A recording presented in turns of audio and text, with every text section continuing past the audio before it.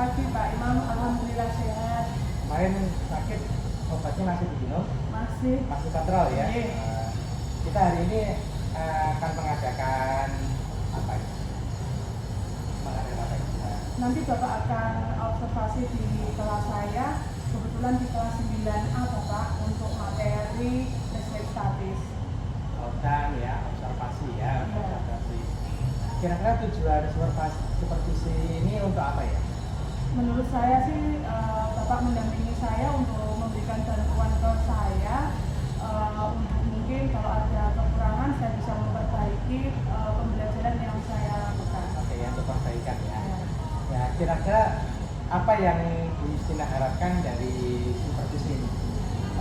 Mudah-mudahan nanti saya mendapatkan masukan apa saja yang harus saya tambahkan atau mungkin kekuatan kelemahan dari pembelajaran yang saya lakukan bersama anak-anak. Oke, ya, kita akan memperbaiki pembelajaran di kelas ya. Kemudian bagaimana supervisi ini dapat membantu Bu Justina dalam meningkatkan kualitas pembelajaran?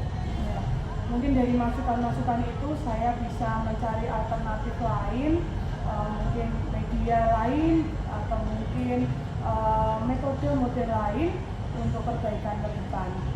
Ya, yang penting prinsipnya kita selalu berusaha untuk mengembangkan diri ya. Ya. Oke, Bu Justina, dalam pembelajaran ini saya melihat perangkat pembelajaran Bu Justina ya.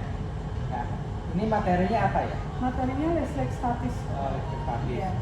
Nah, dalam pembelajaran listrik statis ini, apa tujuan pembelajaran yang akan dicapai oleh Bu Justina? Tujuan yang ingin saya capai bersama anak-anak adalah anak-anak mampu menyajikan hasil percobaan eksperimen tentang gejala listrik statis menggunakan Canva. Jadi listrik statis, kemudian konsep apa yang menurut Bu Justina itu paling sulit dipahami oleh siswa? Khusus untuk listrik statis, konsep yang sulit itu biasanya anak-anak memahami terkait perpindahan elektronnya, kemudian menghitung hukum kolom, besarnya hukum kolom untuk listrik statis. Mengaplikasikan hukum kolom itu memang materi cukup sulit ya, ada hitungannya ya. Ya. Kemudian bagian mana dari pembelajaran yang akan difokuskan oleh Bu Justina? Khusus pertemuan ini saya baru akan memfokuskan pada tahap memahami Bapak. Dalam memahami Ya, belum sampai ke belum tahap. mengaplikasikan karena baru pertemuan pertama. Nanti lagi juga ada materi yang mudah, ada materi yang sulit. Iya. Oke, saya lanjutkan Bu. Model atau metode apa yang nanti direncanakan untuk membantu siswa dalam memahami konsep muatan gaya listrik atau gejala listrik statis? Kali ini saya memilih PBL Bapak dengan sintap yang pertama orientasi masalah, yang kedua nanti saya akan mengorganisasikan peserta didik, kemudian saya akan mendampingi peserta didik dalam penyelidikan, kemudian mengembangkan, menyajikan data dalam bentuk laporan atau hasil karya mereka, kemudian menganalisis dan mengevaluasi. Itu sintap yang mau saya pilih. Ya, memang PBL itu memang berpusat pada siswa ya. Nah, saya lanjutkan ya. Ini masih tentang model pembelajaran ya. Nah, bagaimana rencana BIUS memfasilitasi aktivitas percobaan atau eksperimen terkait dengan materi ini? Nanti anak akan kami kelompokkan dalam satu kelompok terdiri dari 4 orang. Anak sudah mendapatkan penugasan sebelumnya membawa alat dan bahan. Kemudian nanti mereka akan bereksperimen dengan panduan LKM yang sudah saya siapkan. Kemudian setelah mereka menyelesaikan hasil karya atau laporan, mereka akan maju untuk paparan Bapak. Memang ya, model yang dipakai oleh Bu Yus ini adalah memang PBL. Tetapi mesti ada kendala ya. Kendala yang itu ada siswa yang mungkin tidak aktif. Nah, bagaimana cara Bu Yus memastikan semua siswa aktif terutama saat pengamatan gejala listrik statis? Saya akan berikan informasi sebelumnya, sosialisasi ke anak. Mereka harus punya pembagian peran yang jelas. Siapa yang melakukan pengamatan, siapa yang mengambil dokumentasi, siapa yang melakukan eksperimennya. Jadi semua anak terlibat dalam kegiatan itu. Jadi manajemen ya, membagi kelompok itu. Kemudian media atau alat peraga Ini saya membahas tentang media atau alat peraga. Apa yang nanti akan digunakan dalam pembelajaran terkait materi fenomena listrik statis? Ya.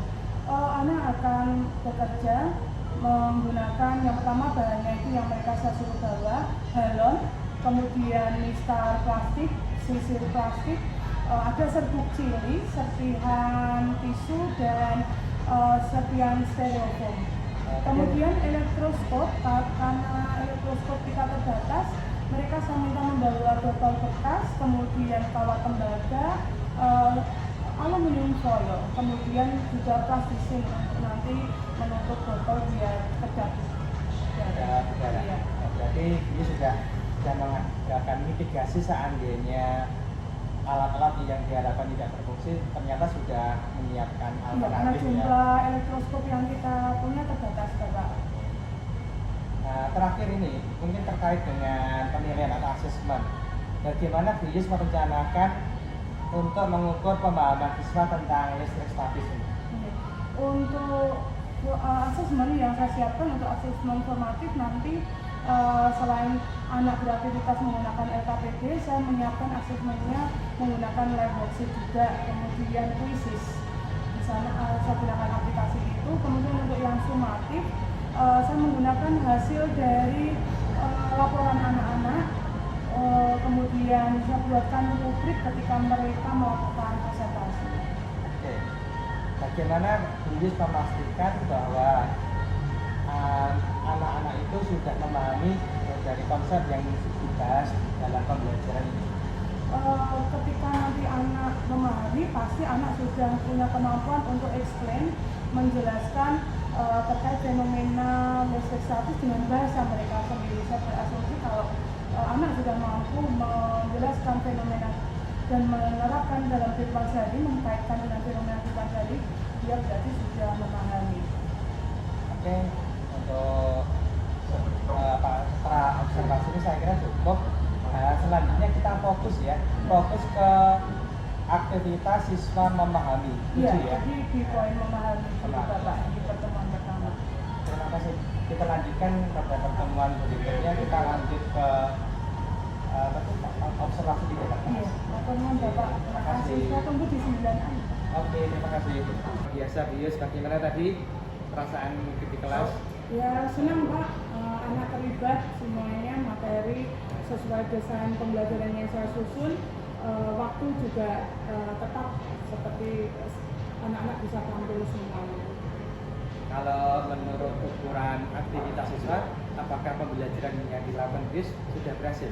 Menurut saya sudah berhasil Pak. Yang pertama, anak-anak berperan semua dengan pembagian job dan melalui panduan dari lembar kerja mereka. Yang kedua, dari hasil kanvanya yang dipaparkan itu cukup kreatif, lengkap komponennya. Kemudian yang ketiga, anak berani menyampaikan isi gagasannya ketika memaparkan hasil eksperimennya tadi di depan kelas. Oke, kan kelas ini luar biasa ya BIUS ya. Nah, saya mau ada pertanyaan berikutnya.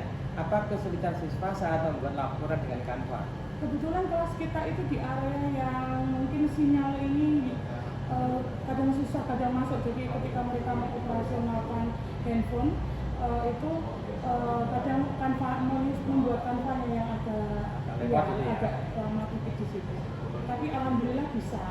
Nah, tadi saya mengamati ketika menggunakan elektroskop, kelihatannya siswa itu agak rame, kelihatannya kesulitan ya. Iya, karena mengamati pergerakan kaki-kaki elektroskop itu mereka memang kan cepat sekali, jadi itu yang kesulitannya di situ dan harus jawaban berulang. Oke. Iya.